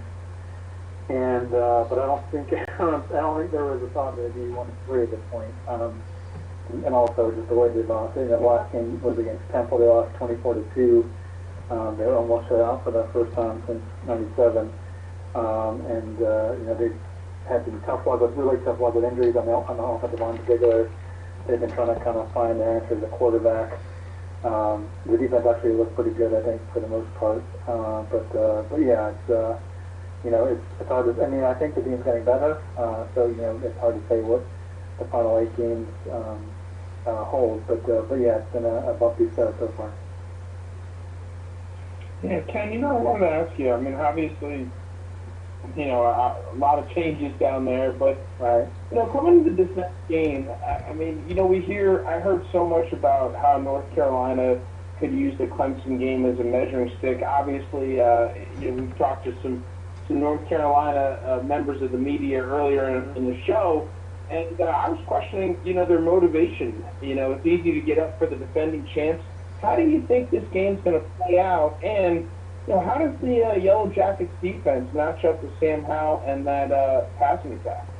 As far as how it shakes out this game, it's funny you say that, and maybe I guess we're bringing this up, but I saw something on Twitter. Matt Brown was talking about how he wasn't very happy with the energy or folks or whatever in practice, and I think probably a lot of that you could reasonably ascribe to the fact that they just got through a week where they're trying to beat the number one team in the country and came really close, and I can imagine that being kind of an emotional crash a little bit from there. And I think too, it's just hard to get up every single week to play at your peak. So I think there's probably some of that entered into it. Tech is trying to scratch the playing at home, and trying to get going, get some momentum going. Trying to get the offense going. But yeah, as far as the matchup with the offense with Sam Howell, I think the one thing, but something that Tech has done pretty well so far is defend the pass. They've got some pretty deep corners starting with Trey Swilling, and Damari Walton, who they play a lot of press man, and so leaving the guys on island and letting and kind of loading up with switches or sending them on. And so that'll be a good challenge for Tech, and I guess also for Carolina. But they're much better at least to this point from a pass defense standpoint than they had been. So that'll be obviously something that they're watch. I think probably the bigger challenge is just defending the run against Carolina. I think Jeff Collins was talking about just put a big powerful line Carolina has, and Tech has not been great at the point of attack against the run. They kind of have gotten better at protecting against explosive plays, but Temple ran for almost 200 yards. The Citadel was a triple option offense, so a little bit different, bit of a dinner case, but they ran for 320, I think. So that's kind of, I'm sure I've seen that. I'm sure they'll try to get the ground game going, and when it suits them, they'll probably go play action and try to go over their heads. So it'll be a tough challenge, and obviously Tech offense is going to have some challenges, haven't struggled so much against Temple, and we'll see how that goes. Well, we're here with Ken Secura, who writes for the Atlanta Journal-Constitution for Georgia Tech. I know you probably talked about this earlier, Ken. Do you feel like this program is going in the right direction after Paul Johnson was around with the option? Now you're switching over to a brand new offense. Is that going to take some time for this offense to click? I think so, and I think it goes beyond just the shifting schemes. I think one thing in particular that is really going to make it hard this season is they've just gotten killed on the offensive line. And then you start out going back to last year, Parker Bowen, who was probably the best player on the team, decided to leave as a grad transfer down at Texas. And then Jahaziel Lee, who's off the tackle, putting over the cycle, he's out for the season. Kenny Cooper, who's last year probably the second best offensive lineman, or was the second best offensive lineman after Parker, he's out for the season. So they will probably, and then, after those guys, it's mostly a lot of guys that haven't played a ton. Zach Quinney was a 10 starter, but after that, it's kind of thin as far as the strength goes. And so not only are those guys probably not who you would, picked out as the guys you want to have playing, but they're also, making probably the most dramatic shift in terms of technique and so forth as far as, in that offense. So that makes it hard. I mean, if this is an offense where they had 5 or 7 offensive linemen, I think it might be a different picture, just because, you have guys that know what they're doing and been on the field a lot and proven themselves, and who are good enough to get on the field at this point, but that's not the case. So all I could say, I think it'll be a while, and certainly not, I don't think things, getting drastically better. There's evaluable improvement, but it's not like it's going to turn into, whatever juggernaut offense you want to think of. But yeah, it's going to take time to have these guys get reps, to have, more depth in the offensive line. The quarterbacks that develop, more experience in throwing the ball so much and that sort of thing. So, I think it'll get better. But yeah, as far as the season, I think it'll be tough. And I think maybe even next year, because, the line will still be kind of, not as experience. And there's no true freshman on the line this year, because they didn't bring anybody in for different reasons. But, and so if you have new guys coming in next year, it's still going to be freshmen. So it's going to be a process, but it certainly seems like they're ultimately going in the right direction. Exactly. Well, Ken, where can people find you on Twitter? Sure. I'm at Segura AJC. Segura is Segura AJC. We'll come find me. All right, cool. All right, man. We'll see you. Hope to see you next Saturday in Duke when Georgia Tech takes on Duke. We'll see you then. That sounds good. Thanks for having me on. All right, folks. That's Ken Segura from the Atlanta Journal-Constitution. We'll talk to our good friend Jerry Pola, who's waiting in the wings from the Pittsburgh Tribune. We'll talk some Pitt Panther football next, right here on Uski and Herbie.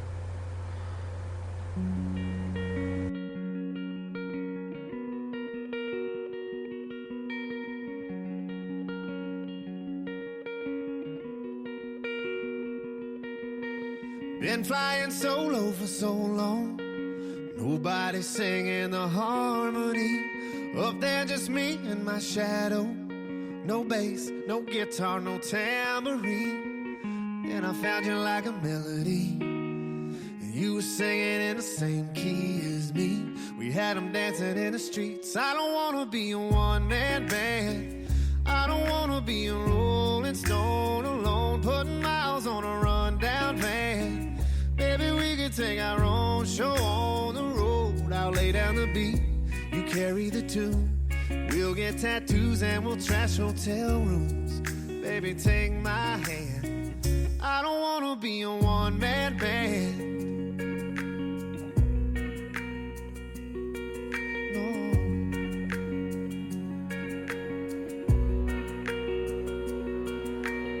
I wanna run down your wild dreams, and I wanna chase every high with you, count every rip in these old jeans, and we'll never learn how to sing the blues. If I'm gonna be famous, girl, I wanna be famous with you. We got our own little groove. I don't wanna be a one-man band, I don't wanna be a rolling stone alone, putting miles on a rundown van. Baby, we can take our own show on the road. I'll lay down the beat, you carry the tune. We'll get tattoos and we'll trash hotel rooms. Baby, take my hand, 'cause I don't wanna be a one-man band.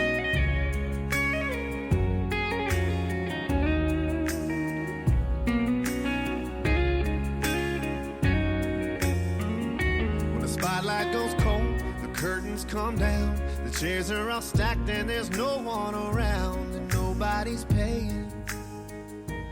We'll still be playing. I don't wanna be a one-man band. I don't wanna be a rolling stone alone, putting miles on a rundown band. Baby, we could take our own show on the road. I'll lay down the beat, you carry the tune. We'll get tattoos and we'll trash hotel rooms. Baby, take my hand, 'cause I don't wanna be a one-man band. I don't wanna be a one-man band.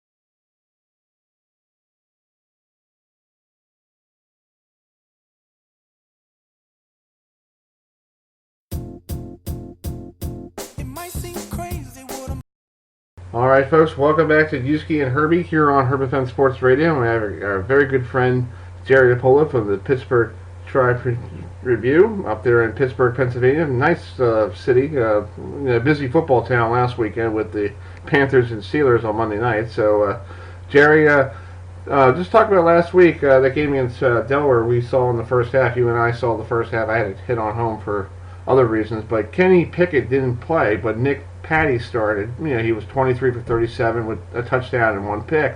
What did you think about his performance? As for a redshirt freshman who probably didn't expect to start until about half five before 45 minutes before kickoff, he didn't do badly. And the thing about it was that Pitt was missing a lot of players in that game. Some of them were hurt, all of them were hurt legitimately, but I think some of them could have played if the game hadn't had, if they had played maybe Duke last week or played Miami last week. I think maybe some of those guys would have played, but of course Pickett didn't play. The two top running backs, A.J. Davis and Vincent Davis, didn't play. A couple of starting linebackers didn't play. Starting cornerback, Jason Pinnock didn't play. Pitt was a big beat-up team last week, and they were kind of lucky to win it 17-14.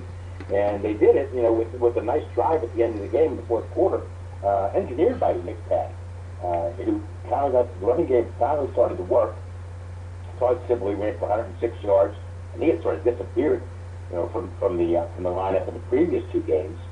With the two Davis guys out, they were forced to go with their fourth-string running back, Sibley, and he came through 106 yards and did a pretty good job. But Pitt, that beat-up team, if they were, Pickett's going to play this week, from what we understand. I watched him throw at practice on Tuesday. Looked pretty normal. So he'll probably get back in the starting lineup next week, or this coming Saturday. And the thing about Pitt now is their running game is almost weak. Other than getting the 106 yards against an FCS team, Delaware, the running game has not done anything this year. And they're now second in the nation in pass attempts, second only to Washington State. They're throwing the ball over a lot with the new offensive coordinator, Mark Whipple, having some success with Maurice French and Deja Mack as the big play wide receivers, and making some big plays. Especially at the end of that Delaware game, and especially at the end of the Central Florida game. So, with a more balanced offensive attack, I think could be pretty good. They've got to be able to run the ball, and until they do learn to run the ball a little better, I think they're going to just end up with a mediocre season. Jerry, you mentioned Kenny Pickett being back. I gotta ask you, I was impressed with Nick's performance. Does his performance give, obviously this is Kenny Pickett's team, but does it kind of put in Pat Narduzzi's mind that, we could make a change mid-game if he's not getting the results that he wants? I was thinking, how much better could he play with a full week of practice under his belt? What are your thoughts? Well, he did have a full week of practice. Pickett didn't practice much at all last week. What he didn't have was a full arsenal. Like I said, two running backs didn't play. and that was big. His offensive line, they were healthy, but they haven't been playing very well this year. I think it gives Pat Narduzzi some peace of mind down the road if he has to go to Nick Patty. If Kenny Pickett is injured, he can't play. I think Pickett would have to play very poorly, for multiple weeks, maybe 2 weeks, for Narduzzi to consider a change. He played real well against Penn State, very well against Central Florida. I really don't think that the schedule is a little easier now. As they get into the ACC coastal teams, the schedule, they're not going to play a team as good, I don't think, as Central Florida or Penn State the rest of the season. So I think Pickett, unless he falls flat on his face and really surprises everybody, I think his job is safe. But if something does happen, whether injury or poor performance, you got a guy they can go to. I'm not sure Nick Patty, as a redshirt freshman, keep that performance up week after week after week. He did it against Delaware, an FCS team. So this sort of pumps the brakes a little bit on putting him back in the starting lineup on a permanent basis. Because their opposition wasn't that difficult. They played pretty well, Delaware did, for a short time. But I don't think Nick Patty is the guy you want behind center, for a regular amount of time. Yeah, we have Jerry DiPolo from the Pittsburgh Tribune on the phone with us. Jerry, this week going down to Duke, what do you think of Pitt's? They're playing a Duke squad that basically ran Virginia Tech out of Blacksburg. I think they're still running. What do you think about Pitt's chances against a Duke squad that's now pretty dangerous? Yeah, Duke's a pretty good team. The quarterback, playing really well. They lose Daniel Jones to the NFL, a 6th overall pick to the Giants, and they come out with Quentin Harris, a nice quarterback who runs real well, probably more mobile than Jones was. So the kid has to watch out for that. We have to. I don't know if they're going to spy him. We've got to make sure his running lanes are cut off so he doesn't hurt them with his feet. Kind of the same kind of quarterback they faced, and they faced Bryce Perkins in the opener against Virginia. Perkins didn't hurt them all that much. They lost that game because of the turnovers. But if they can't stop Harris's mobility and keep him in the pocket, it could be tough. It's going to be Saturday night game, ACC Network. A big time game for Pitt. The defense is playing really well the last few weeks since the Penn State game. It's played well, come up with some big stops, no turnovers. So that's the interesting thing by this Pitt defense. It's playing real well. It probably has more speed on defense than Pitt has had on defense in a long time. But they've played 5 games now with only 2 turnovers, 2 interceptions in the Delaware game, or Central Florida game, I'm sorry. 2 interceptions, that's all they had, and they got a little gimmick going where they have a basketball hoop set up on the sideline, and every time somebody gets a turnover, they get a basketball and they go up and dunk it. So we already had it twice all season, trying to mimic a little bit what the Miami was able to change, the last couple of years. But the kid has to come up with the big turnovers, especially in these important games, for them to stick with these teams. Because the running game's not helping out. The offense is not playing as well as I think Pat Narduzzi was hoping it would play under the new offensive coordinator. Although with Mark Whipple, the passing game is much better. They have to learn to run the ball, and they can have a balanced offense and maybe start stacking up some wins. Exactly. Well, Jerry, thank you so much for taking some time tonight for us. We love having you on, and enjoy your trip to Durham. Hopefully the weather's nice, and you can see a nice wind now on the way back. Okay, thanks for calling, guys. Call anytime. All right, we will. That's Jerry DiPolo from the Pittsburgh Tribune. We'll be right back with our good friend, HerbFM Sports Radio. We have Abby Labar will join us. She's doing the Boston College Louisville game. We'll talk to her in 2 seconds, right here on HerbFM Sports Radio on Uski and Herbie.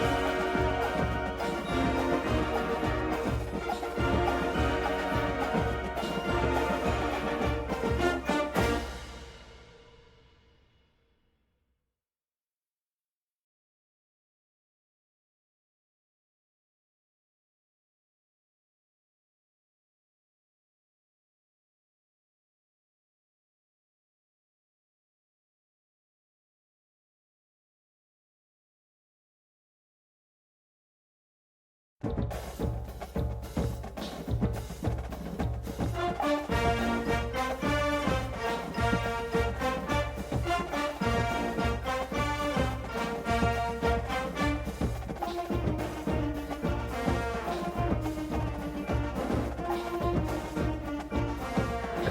right, folks. Welcome back to Uski and Herbie here on HerbFM Sports Radio. It is Ladies' Night, and we did talk to Erin Summers in the 8 o'clock hour. Now we're talking to Abby Labar, who is going to make a trip to Louisville this weekend to be the sideline reporter for Boston College versus Louisville.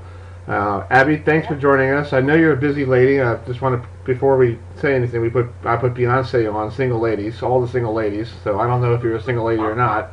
Hey, I'm bringing out all the stuff tonight. Oh, that's funny. No, I actually am not. My boyfriend actually is a coach for NC State. Fun fact. He coaches quality control there. Oh, that's cool. But here we're unbiased as media members, so exactly as unbiased as possible, right? Yes, I have. But headed to Louisville this weekend. First road game for me, at least. Wake Forest technically was, but being in Raleigh, it was just a drive. So I have Hurricanes opening night tomorrow night, and then I hop on a plane Friday morning, and we'll hit the ground running with this Boston College Louisville game, which should be a really good matchup. Yeah. Well, we talked a couple weeks ago when Elon took on Wake, and I think Wake ran Elon out of the building. So, what do you think about the Boston College Eagles? Can they rebound from a tough home loss against Wake, because they only lost by 3 a couple weeks ago? They beat Rutgers 30-16. Yeah, so that's what's crazy about Boston College. I talked to some of the players today. I was talking to Ben Blinds, and after that game, Boston College's offense actually posted over 500 yards on offense. And so when you have a game like that, what do you as players, especially offensive players, sit down and you look back on this game and you're like, man, we had an amazing game on offense, but how did we come short? Where did we fall short? And so it came down to essentially, the little things, like the mistakes they were making. They had quite a few false starts being called and snap infractions, line of scrimmage. And so those things, they said they add up. And at the end of the day, that's the biggest thing that they learned after that game. And so their whole, team this week was not paying attention to what the media was saying, despite it being a loss, because in their minds, they felt that they gave a really good effort. So it'll be interesting to see, even though they did have that loss, how they bounced back, because mindset, mentality-wise, it was really just came down to how do they fix those little things. Yeah, Abby, I gotta tell you, I was gonna put a few dollars on A.J. Dillon winning the Heisman before the season started, because it just seemed like last year, all the time on ESPN, he's having these big runs, statement runs, if you will. He's still averaging over 5 yards a carry. Could this be the kind of game against Louisville where, BC's offensive line could take over? Could this be a big game for a kind of a breakout game for A.J. Dillon? Yeah, no, absolutely. And it was, this was the game in 2017 where we saw him. That's kind of the first game where he was put on the map. Everyone knew who A.J. Dillon was after that game, and so he didn't get to play last year. And so I'm sure he's coming into this game, knowing that this was really my first game where I really exploded, showed people who I was, and I'm excited to, go back to Louisville and do that again and be even better than I was 2 seasons ago. So I absolutely think that could be the case. We've seen what he can do, and as he continues, he's fully healthy this season, and he's only going to continue to get better, and this is an opportunity for him to do that. And this Louisville defense, it would be a great opportunity for him to do that. Yeah. Well, we're here with Abby Labar, who she does a lot of broadcasting for Fox Sports South for the ACC football, and also she does some hockey for the Carolina Hurricanes, who, I'm sorry, but I understand I'm not really happy with you guys because we got swept. But it's okay. It's okay. I'm all right. It's a new season. But anyway, we'll have hockey talk next week. Anyway, but let's talk about you're going to see Anthony Brown, the quarterback for Boston College. What is your first impressions of that fine quarterback? Yeah, so I, when I think of him, I think of a guy that seems from the outside looking in, he had a really good game against Virginia Tech, and then, I don't think he played too well against Rutgers was the game where he could have played better. And then, back to back against Wake Forest. I think this is a guy who's really well disciplined. I think he has a lot of self-discipline. And I think you kind of see that through the way that, he puts on a performance that might not be his best one, and then the next game he can come back and, fix the mistakes that he made previously.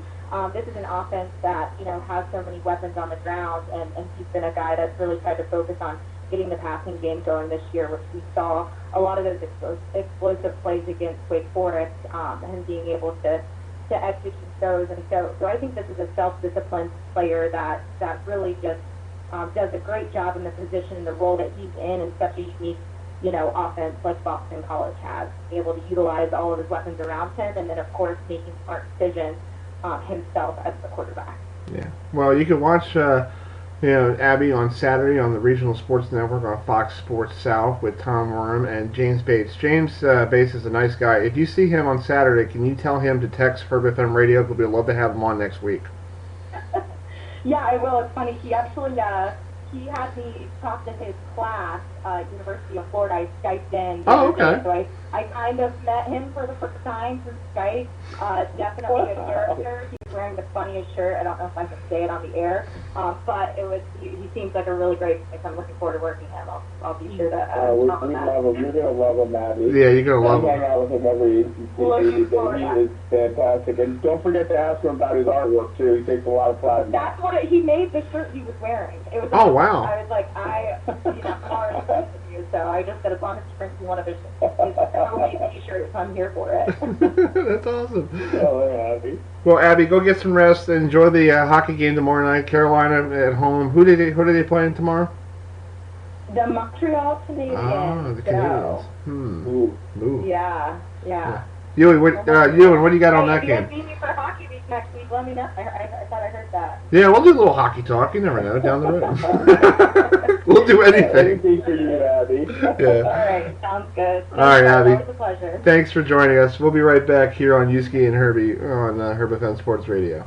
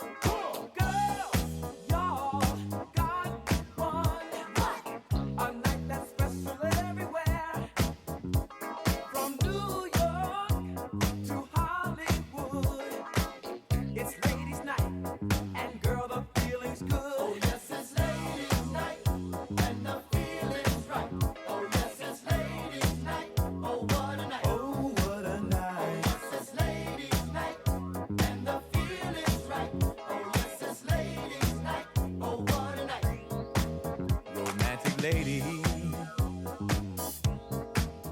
single baby, sophisticated mama. All right, folks, welcome back to Ladies' Night here on Uski and Herbie. It's 9:47. We're talking to the ladies of the College of the ACC Football because, they don't get that love a lot on most of the networks, but we're going to be that network. So we got Rebecca Florentino. I think I got it. You want to help me? You killed it. No, you didn't. I fumbled. Florentina. Are you Italian or Sicilian? Yes, definitely Italian. Yeah, Oh wow! Hey, forget about sports. Do you make your own gravy? Gravy? Well, my dad. I literally do not go to Italian restaurants because my dad and my grandfather and grandmother make the best sauce and Italian food. That is like foreign kind of for me to go somewhere else, like Olive Garden. I do love Olive Garden, but let me tell you, my dad makes amazing pasta, so I'm spoiled at home. Wow, that's awesome. That's awesome. Hey, Herbie, aren't we going to be in Durham in a couple weeks? We're going to be there next Saturday. Yeah, next Saturday we're going to be there. Herbie and I, we love food. Yes, we're looking for a place to eat. I was going to say. Yeah, we have a garden in the back, so my dad, puts the homemade, garden tomatoes in there and makes the pasta. So I'll bring you guys some if you'll be in Durham. Yes, we will be. We'll be there for 12:30 next week. So, yeah, it's going to be fun. I won't eat for a whole week. How about that? Anyway.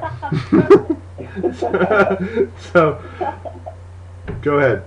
Well, I can talk about food more if you want. Yeah, we'll have food. We'll just have the Food Network. I'm getting hungry. Yeah. Rebecca, I got to tell you, I'm really excited about this Duke program. We've always loved David Cutcliffe. I think he's always been so gracious with his time. Of course, I know you know him on a much more personal level, hosting his show.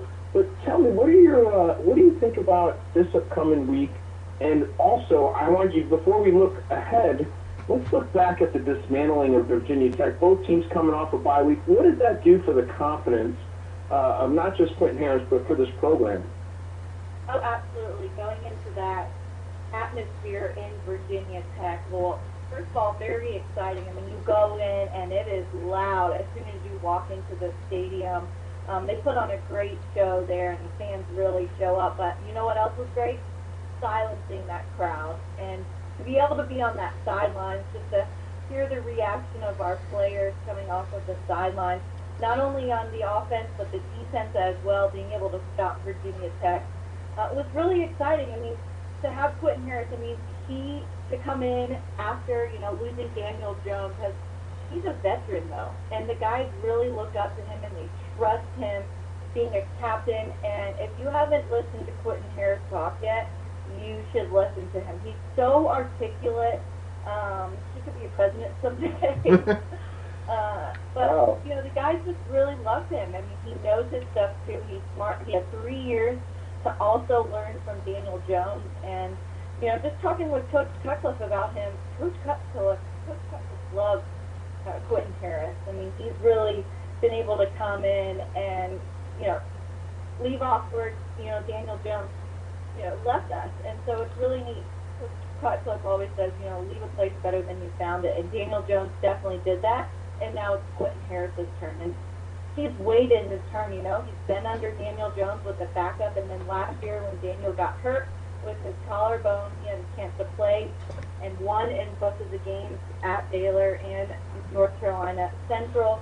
And so now he's come in, and it's been an easy transition, really. He already knows the playbook, and then this year we've been able to implement the triple option offense, which has also been kind of working and kind of different, kind of taking on that Georgia Tech flavor. But I think the coaches are really loving it. This past week at Virginia Tech, Jalen Calhoun, who's a freshman, it's kind of neat to see the veterans and the mix of the newcomers who have come in and really made a name for themselves already. But Jalen Calhoun, a receiver, a freshman, came in and really started to work with Quentin Harris over the summer. Jalen Calhoun is a former quarterback in high school, so there was a little trick play where Quentin Harris threw to Jalen Calhoun, who then threw to our running back, Deion Jackson, for the touchdown. And let me tell you, the sideline was going crazy, and that was really exciting to see. Yeah. Well, Rebecca, this game is a primetime game. It's on the ACC network, the new network. But Pitt has had Duke's number the last 4 or 5 years. Duke hasn't. I know. I don't want to remind you of that. It's bad. I don't want you to tweet us and say thanks for bringing up bad memories. But anyway, just talk about, is this the year that Duke finally gets through that hurdle and gets back to where they're supposed to be in the Coastal Division? Do not jinx that. Hey, I'm on SI Sports Illustrated. I swear to God, I'm on Sports Illustrated. I don't put you on anybody on the cover or anything, and I don't. I just knock on wood. Thank you. Yes. Yes, knock on some wood. Yeah, we haven't beaten Pitt since 2014. This is my 6th year at Duke, and so it's been a challenge. Since I've been here, I haven't seen a win, and I know the team really wants it. At home, 8 p.m. start, which is a little bit later, but to be able to be at home. It's also Durham Day for our crowd here in Durham, North Carolina. So, it was a shootout. It felt like the last game. I went up to Pittsburgh. It was cold and rainy.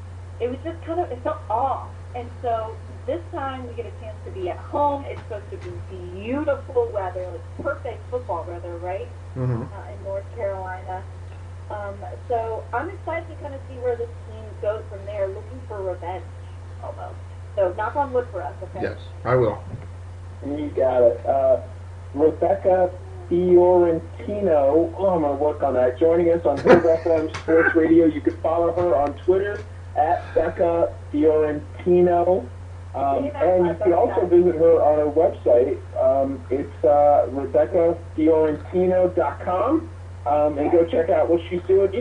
As a former offensive lineman, Rebecca, I'm really impressed by this Duke offensive line. They've only given up 1 sack. They're averaging 5 yards, a carry. A lot of it has to do with Quentin. But talk about how they match up with a really good, stout defensive line from Pitt. What do you see in that matchup?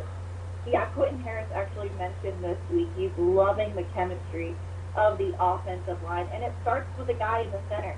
Jack Wallabaugh, he's come in number 50. He was actually the offensive lineman of the week. He's really, the quarterback of the offensive line, kind of dictating what they need to do. And I should say dictating, but he's, bringing all the guys together. We've got some young offensive linemen, but also some veterans who've been able to come in and really protect Quentin Harris. And they pride themselves in that. Let me tell you, they really love the fact that they've only allowed 1 sack through 4 games. And knock on wood again, I hope that continues. And going up against this Pittsburgh defensive line, they've got some big guys up there as well. But you hope that trend continues where they can take the pride in being able to protect Quentin Harris as he makes his throws. But even Quentin Harris after the game at Virginia Tech was saying how much he loved what the offensive line was able to do and the chemistry that they had with Quentin Harris, because you can't have all these touchdowns. It starts, with the offensive line. I know I mentioned before Jalen Calhoun having that pass to Deion Jackson for the touchdown, and Jalen Calhoun also mentioned it started with the offensive line, how they were able to protect not only Quentin, but then as they passed to Jalen Calhoun, protect Jalen. So these guys have been doing really well. Again, it's a mix of veterans and newcomers as well, and I think that mix has really kind of allowed them to maybe even be successful. Yeah. Well, Rebecca, I got to ask you one more question. You went down to Tampa a couple weeks ago to see Daniel Jones' first start against the Buccaneers. What was that atmosphere like? Wow. So I've been fortunate, very fortunate, to see Daniel Jones throughout his career, and it's so funny to me when first meeting Daniel. You almost are like, this is kind of an Eli Manning 2.0. Like, no joke, his mannerisms. But what a great kid. I've been able to meet his family as well. He's one of 4 kids, 2 girls, 2 boys. His sister actually is a goalie on the Duke women's soccer team. All 4 kids play college sports. I'm one of 4 kids too, and I'm like, what happened to me? Come on, Mom and Dad. Yeah. But what a great kid. From his time at Duke, he was a preferred walk-on, and his journey to starting in the NFL. I know it was really tough for Coach Cutcliffe when Daniel kind of made his start, because he also coached Eli, and he didn't really want to talk about it as much because his heart went out to Eli, but then his heart was also excited for his guy the past 3 years to be able to get his start. I'm lucky that Daniel, was able to get that win. Tampa missed a field goal there, but we captured footage of Daniel's parents cheering on the sidelines there, or in the stands rather, and it kind of makes your heart stop. His mom, his precious mom, was almost in tears. But it was so great to see Daniel down there. such a nice kid. I'm really happy for him. And being in the locker room, asking his teammates, here's a rookie coming in, getting a first win, sparking the offense. What do you have to say about, Daniel Jones, the kid from Duke? And the one thing that they all had in common with their answers was the confidence that he had in his preparation. And that preparation helped with the confidence. And even on Daniel Jones' day off after the game, I was talking with head coach David Cutcliffe, what did Daniel do on his day off? Well, he went to film with Eli and went over film, and that just speaks volumes of the type of guy that Daniel is on his off day to watch film and trying to critique himself and get better. So not only that it's football, but I hope to take that with me, with what I do and the preparation that goes into all the work that we have to do, to go on air, to make videos and edits. I really am impressed with Daniel just being 22 years old and already understanding that. That's true. Well, Rebecca, I'll let you go, but real quick, I was listening to Marty Brenneman, the guy who used to be for the Reds broadcaster, and he said I was listening to it today, and he said, if you don't love what you do, just get out of the business. You got to love what you do. Yep. And that's what I think is pretty good. Absolutely. Yeah. I've learned, I hosting Coach Cutcliffe's football show every week. It's like a history lesson plus like a life lesson each week. And I'm really fortunate to, be able to also learn from Coach Cutcliffe, and that's true. You gotta love what you do. Exactly. I 100% believe in that. Well, thanks guys for having me on. I really We love you. appreciate it. Yeah, I really appreciate it. we would love to have you on again, and we'll save some room for that good food next Saturday down in Durham. Yes, please do. It's so good. Trust me. All right. Well, Rebecca, thanks for coming on. Thank you so much, Rebecca. Hey, we'll talk to Take you. care, you guys. All right, we'll talk to you down the road, folks. Thanks for joining us here tonight on Uski and Herbie. We talked food, we talked Paul Feinbaum, we talked Daniel Jones, we talked everything here on the show. We'll see you all next Wednesday night at 8 o'clock. I'm Chris Seidel. That's Herbie, and Ewan McCreef is Uski. Thanks for joining us. We'll see you all next Wednesday night at 8 o'clock. Have a great night, everybody.